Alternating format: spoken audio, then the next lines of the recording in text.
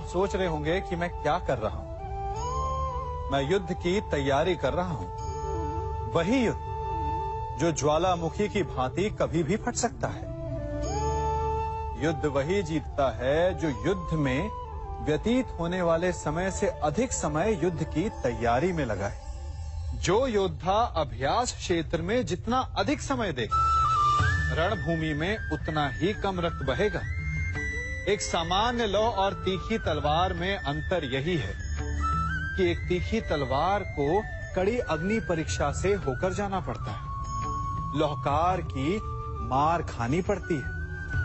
एक तलवार जितनी पीड़ा सहेगी, उसका वार उतना ही प्रबल होता है। इसलिए पीड़ा से घबराए नहीं, उसका सामना करें, उसका अभ्यास करें, क्योंकि यही अभ्यास जीवन के युद्ध में आपको विजयश्री बनाता है। जब मेघ छाते हैं तो क्या होता है? अंधकार छा जाता है। मेघ गरजते हैं, बिजलियां कड़कती हैं, वर्षा होती है। सभी पशु अपने आश्रय स्थल पर जाकर छिप जाते हैं। मनुष्य अपने घरों की ओर दौड़ते हैं और सभी पक्षी अपने घोंसलों में जाकर छिप जाते हैं। परंतु एक जीव है जो गरजते मेघों को, कड़कती बिजलियों को, भारी वर्षा को भी हरा देता है। वो जीव है बाज, क्योंकि वो समस्या की जड़ों से ऊपर उड़ता है। वो गरजते मेघों से, कड़कती बिजलियों से, भारी वर्षा से, इन सब से ऊपर। यही अंतर है हारने वालों में और जीतने वालों में। ये युद्ध हार और जीत का नहीं, समस्या और सोच का है। यदि आप अपनी सोच को छोटी रखेंगे तो समस्या बड़ी हो जाएगी, और यदि आप अपनी सोच को बड़ी रखेंगे तो समस्या छोटी हो जाएगी। दो मनुष्यों के मध्य होता है, परंतु विजय सदैव एक ही मनुष्य को मिलती है। जबकि समान रूप से दोनों शक्तिशाली होते हैं, समान ज्ञान प्राप्त करते हैं। कारण, दो प्रकार के लोहे होते हैं, एक ठंडा, एक गरम। कभी सोचा है? लोहकार लोहे को लोहे से ही काटता है, परंतु सदैव ठंडा लोहा ही गर्म लोहे को काट पाता है। और यही नीति मनुष्यों पर भी लागू होती है।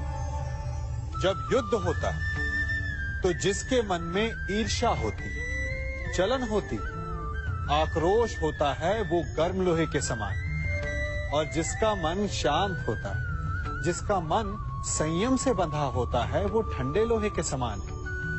और वही ईर्ष्या और द्वेष नामक गर्म लोहे को काट सकता है।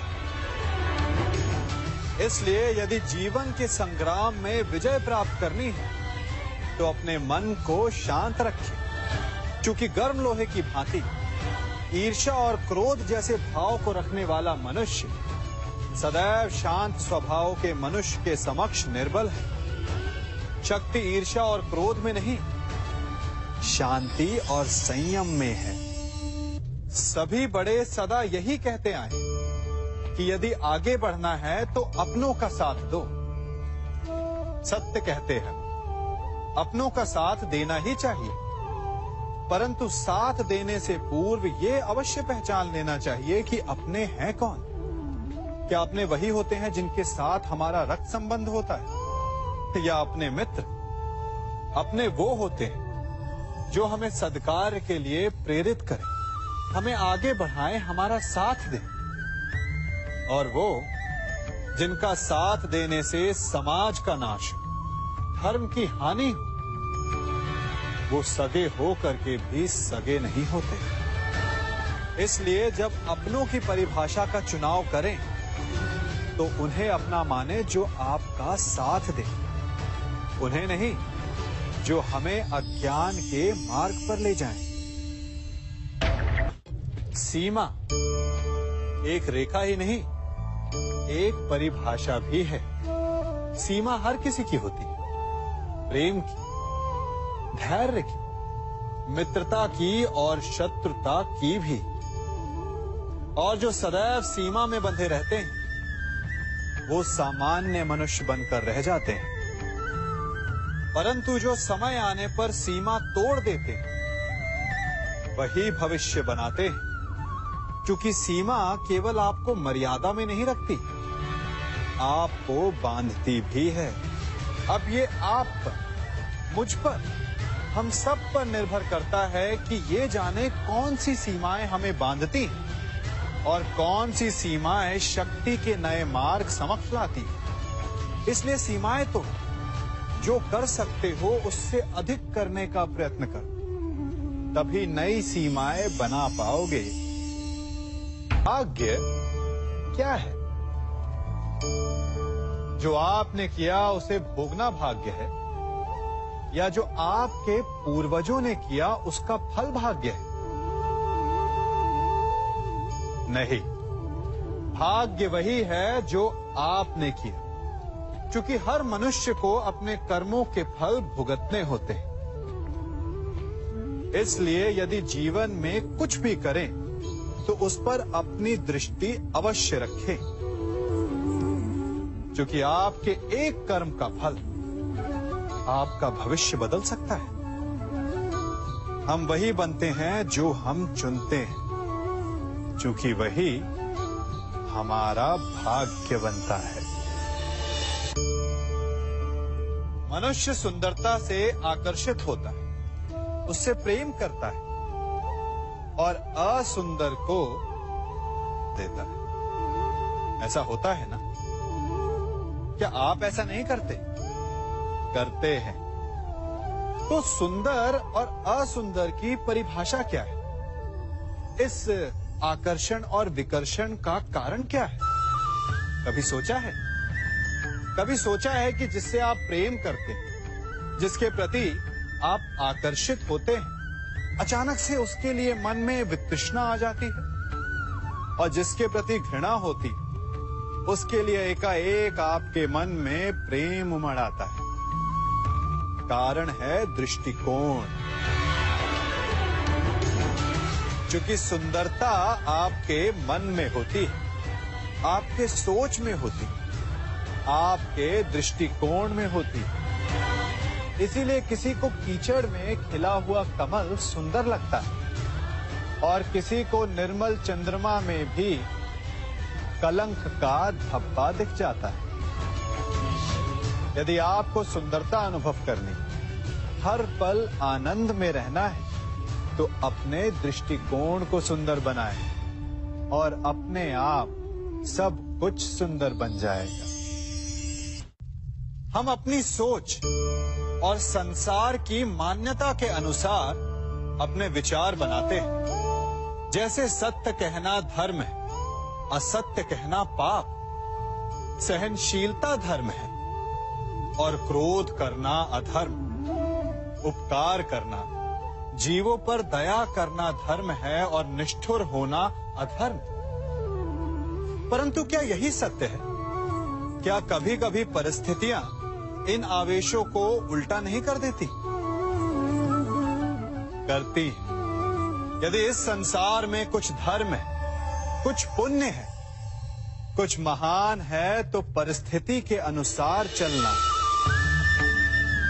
जटायु स्मरण है आप सबको, वो जिन्होंने रावण पर क्रोध किया था, उस पर आक्रमण किया था। उस समय जटायु का क्रोध पाप नहीं था, धर्म था। इसीलिए अंत में उन्हें भगवान राम की गोद मिली। और कुछ ऐसे भी होते हैं जो धर्म को सहनशीलता समझकर हर अन्याय को सहते हैं और अंत में वो बाणों की शैया पाते हैं। यदि कोई पशु या व्यक्ति अकारण आक्रमण करके किसी निर्दोष के प्राण लेने की चेष्टा करे, तो उसके रक्षा हेतु उसका वध कर देना पाप नहीं, समय की मांग है। क्योंकि आक्रमण भी आत्मरक्षण ही है।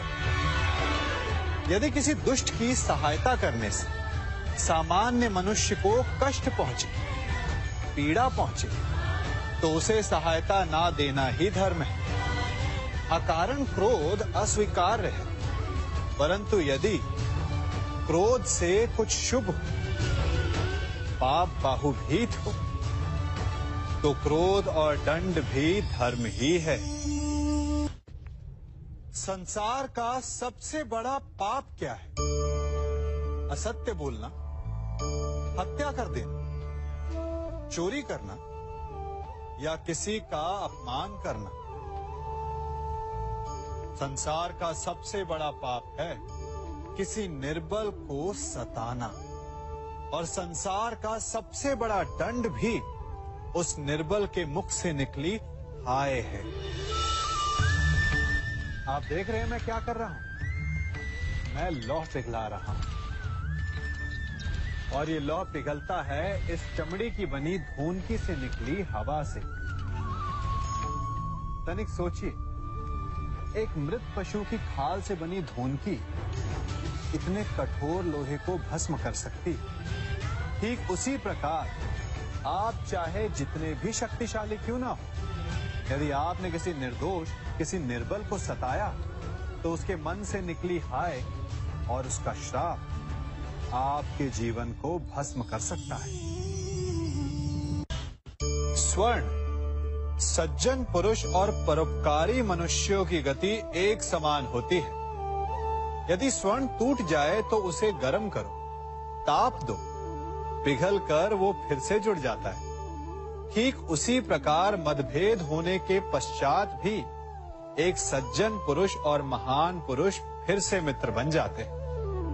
परंतु दुर्जन दुष्ट माटी से बने लोग उस पके हुए मटके के समान होते हैं कि जिनमें यदि एक बार दरार आ जाए तो वो स्वयं ही स्वयं का सर्वनाश कर लेते हैं। इसलिए मित्रता केवल सज्जनों से ही करें ताकि मतभेद ना हो।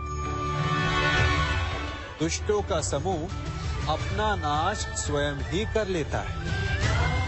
यदि कोयले की खान में जाओ तो चाहे जितनी भी सावधानी बरतो, अपने वस्त्रों पर कालिख लग ही जाती है। इसलिए दुष्ट मित्रों से सावधान। सज्जन शत्रु प्रत्येक परिस्थिति में श्रेष्ठ है। प्रत्येक मनुष्य सफलता पाने के लिए कार्य करता है। कुछ सफल होते हैं, कुछ नहीं होते, और जो सफल नहीं होते वो सदा अपनी असफलता का कारण या तो अपनी परिस्थितियों को बताते हैं या अपने सहयोगियों को दोषी ठहराते हैं। परंतु क्या वास्तविकता में ऐसा ही होता है? क्या कोई परिस्थिति या कोई व्यक्ति किसी की असफलता का कारण बन सकते हैं? उत्तर हां भी है और ना भी। कैसे? आप इस तितली को देख रहे हैं? आपने एक मक्खी को भी देखा होगा। प्रकृति ने दोनों को समान गुण दिए हैं रस पान करने का। एक तितली फूलों पर जाकर उसका रस लेती और इस अवस्था में नए फूल खिलने की व्यवस्था भी करती है, और मक्खी घाव पर बैठती है, घाव को सड़ाती है और रोग भी फैलाती है। यदि इसमें किसी बात का अंतर है तो केवल सोच का। यदि आप उचित मार्ग चुनेंगे तो आपको सफलता मिलेगी, आप में उत्साह बढ़ेगा, और यदि आप अनुचित मार्ग चुनेंगे तो आपको असफलता मिलेगी, निराशा मिलेगी। अब उचित मार्ग चुनना है या अनुचित मार्ग, ये निर्णय तो आप पर निर्भर करता है। मनुष्य सदा भला बुरा, खरा खोटा, सत्य असत्य की बातें करता है। सत्य को अच्छा मानता है और असत्य को बुरा। परंतु क्या आपने कभी ये सोचा है कि प्रत्येक वस्तु, प्रत्येक भाव का एक महत्व होता है? दोनों ही एक दूसरे के पूरक होते हैं। यदि काला रंग नहीं होगा तो क्या श्वेत रंग की आभा का अनुभव होगा? यदि असत्य नहीं होगा तो क्या सत्य के महत्ता का ज्ञान होगा? यदि बुरा नहीं होगा तो क्या भले पर आपको विश्वास होगा? कुछ महत्वपूर्ण है तो दोनों के मध्य का संतुलन। बुरी से बुरी वस्तु, समय या भाव, कोई ना कोई स्वयं में शुभ छिपाए रखती है। कभी काले गरजते मेघों को देखा है? उसके किनारे भी एक स्वर्णिम आभा होती है। उसी प्रकार यदि आपके जीवन में बुरा समय आए तो आपको अपने सच्चे मित्रों की पहचान हो जाती है। तो बुरे समय में निराश ना हो, उसमें भी कुछ शुभ खोजने का प्रयास करें और धीरे धीरे सब कुछ आपके जीवन में स्वतः शुभ हो जाएगा। संसार में सबसे महत्वपूर्ण क्या है? दृष्टि या दृष्टिकोण, समझ या सोच? सामान्यतः मनुष्य की दृष्टि और सोच में अधिकतर वो वस्तु, वो घटनाएं, वो भाव श्रेष्ठ हैं जो हमें आनंद दें, और जो हमें आनंद नहीं देते उन्हें हम दुखदाई मान लेते हैं। परंतु दृष्टिकोण और सोच को यदि एक भिन्न कोण से देखें तो परिस्थितियां भिन्न सिद्ध हो सकती हैं। जिस प्रकार भीषण गर्मी हमें सुहाती नहीं, परंतु वही गर्मी सागर और नदियों के जल को वाष्पित करती है और हमें मनोरम वर्षा का आनंद देती है, उसी प्रकार भीषण परिश्रम के पश्चात हमें सफलता मिलती है। वर्षा के पश्चात हमें हमारा लक्ष्य मिलता है। तो सदा स्मरण रखिएगा कि दुख और पीड़ा से भागे नहीं, क्योंकि यही भविष्य में आने वाले सुख का मूल है। जब भी आपने यात्रा की होगी तो अवश्य अपने मार्ग के आसपास कुछ रिक्त स्थान देखे होंगे, कुछ खेत देखे होंगे, कोई ना कोई भूमि का टुकड़ा अवश्य देखा होगा। कुछ स्थान ऐसे होते हैं जहां पेड़ लगे होते हैं, जहां माली बड़े प्रेम से उन्हें बोता है, उन्हें सींचता है। और कुछ स्थान ऐसे भी होते हैं जहां बिना माली के खरपतवार उग जाते हैं, कुछ अन्य पौधे उग जाते हैं। माली द्वारा उगाए वृक्ष हमें ठंडी छाया देते हैं, हमें फल देते हैं, ईंधन के लिए लकड़ियां देते हैं। और बिना परिश्रम के उपजित खरपतवार यदि कुछ करते हैं तो ये कि वो भूमि को बंजर बनाते हैं। हमारा मन भी रिक्त भूमि की भांति होता है। यदि अपने परिश्रम से उसमें सुविचारों के बीज डालोगे तो फलदायक विचार उपजेंगे, और यदि उसे रिक्त छोड़ दिया तो खरपतवार की भांति अनुपयोगी विचार आपके मन को अपना घर बना लेंगे, आपके मन को मैला कर देंगे, उसे बंजर कर देंगे। अब निर्णय आपका है कि आपको सुविचार देने वाला मन चाहिए या कुंठा देने वाला। जल प्रकृति को इस संसार की सबसे अनूठी देन है। वो महासागर में भी मिलता है और मीठे तालाब में भी, वो पवित्र गंगा में भी होता है और दुर्गंध आती नाली में भी। हम तालाब और नदी को सम्मान इसलिए देते हैं क्योंकि उसका मीठा जल हमारी प्यास बुझाता है। परंतु सागर का जल पीने योग्य नहीं होता, इसीलिए कभी कभी हम उसे उतना महत्व नहीं देते और नाली के जल को हम हे दृष्टि से देखते हैं। तो क्या ये उचित है? हमारे संबंध भी इसी जल की भांति होते हैं। जिस संबंध से हमें लाभ ना हो उससे हम दूर हो जाते हैं। कभी ईर्ष्या के कारण, कभी अहंकार के कारण उस संबंध को तोड़ देते हैं। तो क्या संबंध को तोड़ देना उचित है? तनिक विचार कीजिए। माना कि सागर का जल फसल नहीं दे सकता, परंतु मोती तो देता है। माना कि नाली का गंदा जल हमें किसी भी कार्य के लिए उपयुक्त ना लगे, परंतु वो भी कहीं लगी अग्नि को बुझा सकता है। ठीक इसी प्रकार प्रत्येक संबंध कहीं ना कहीं किसी न किसी परिस्थिति में उपयोगी हो सकता है।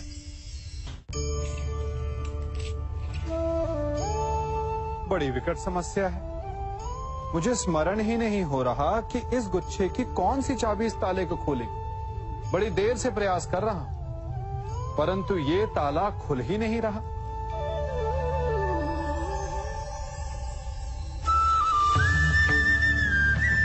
ऐसी परिस्थिति में आप क्या करेंगे? अधिकतर लोग ऐसी परिस्थिति में अपनी आशा खो बैठते हैं। उन्हें लगता है कि चाबी खो गई। वो तिलमिला जाते हैं, क्रोधित हो उठते हैं। परंतु उस समय धैर्य रखें तो गुच्छे की अंतिम चाबी ताला खोल सकती है। कुल्हाड़ी का अंतिम प्रहार वृक्ष को काट के गिरा देता है, परंतु क्या सत्य में कुल्हाड़ी का अंतिम प्रहार वृक्ष को काट के गिरा देता है? आपको आपका लक्ष्य दिला देता है? नहीं, आपका निरंतर प्रयत्न ही आपको सफलता दिलाता है। जब आपका मन निराश है तो अपने कार्य में दुगनी उत्साह से जुट जाइए, क्योंकि अनावरत बहता जल ही कठोर चट्टान को काट सकता है। सफलता का मूल है परिश्रम, प्रयास और आशा। मनुष्य का जीवन ऋतुओं के समान होता है। आज ग्रीष्म तो कल वर्षा, परसों शीत। तनिक संकट आया तो हम संयम खो बैठते हैं, तनिक ऋतु बदली तो हम अधीर हो जाते हैं। अपने आक्रोश में, अपने क्रोध में हम उनसे ही संबंध बिगाड़ लेते हैं जो हमारे अपने होते हैं। क्यों ऐसा होता है ना? हमें लगता है कि हमारे अपने हैं, फिर से मना लेंगे, परंतु स्मरण रखिए, सदा ऐसा करना संभव नहीं होता। सागर की उछलती लहरों को तट सहता है, और यदि तट ही टूट जाए तो बाढ़ आ जाती है। हमारे संबंध भी दूध की भांति होते हैं। दूध तपकर उबल सकता है, परंतु यदि उसमें खटास आ जाए तो वो फट भी जाते हैं। और फटे दूध को चाहे जितना मत लो, उसमें से माखन नहीं निकलेगा। इसीलिए अपने संबंधों को संभल कर निभाना चाहिए। मनुष्य की सबसे बड़ी दुर्बलता क्या होती है? सोचिए। धन, प्रेम, अहंकार। मनुष्य की सबसे बड़ी दुर्बलता होती है उसके रहस्य। चाहे आप कितने भी शक्तिशाली क्यों ना हो, कितने भी प्रबल क्यों ना हो, परंतु उसके रहस्य उसके नाश की चाबी होती है। इसलिए यदि प्रबल रहना है, शक्तिशाली रहना है, समर्थ रहना है, तो अपने रहस्य को किसी को भी ना बताएं, ना मित्र को और ना ही शत्रु को, क्योंकि समय पड़ने पर कब कौन शत्रु हो जाए ऐसा कहना संभव नहीं। विभीषण को रावण के अमृत कुंड का ज्ञात था, इसीलिए प्रभु श्री राम रावण का वध करने में सफल हो सके। इसलिए उचित यही है कि आप अपने रहस्य को स्वयं तक ही सीमित रखें। मनुष्य का मन बड़ा विचित्र होता है, कल्पना में ही विकास करता है, संपन्न भविष्य का स्वप्न देखता है और कल्पना में ही जो नहीं हुआ उससे भय खाता है। और यही भय मनुष्य का सबसे बड़ा शत्रु है। हमारे भविष्य के मार्ग में, हमारे आनंद के मार्ग में सबसे बड़ी बाधा है। अब आप लोग मुझसे पूछेंगे कि इसका तोड़ क्या है, भय से मुक्ति कैसे पाई जाए? तो ये प्रश्न आप स्वयं से पूछिए। तनिक सोचिए, जब आप एक सुंदर भविष्य की कामना करते हैं तो उसे पाने के लिए आप परिश्रम करते हैं ना? ठीक उसी प्रकार भय से मुक्ति पाने के लिए आप उससे लड़ जाएं। और उसका निवारण आपको स्वतः ही मिल जाएगा। इसलिए जब भी भय आपको सताए तो उससे भागे नहीं, उससे घबराए नहीं, क्योंकि भय का काम ही होता है आपको भयभीत करना। इसलिए जब भी भय आप पर आक्रमण करे तो आप भी उस पर पहले ही आक्रमण करें।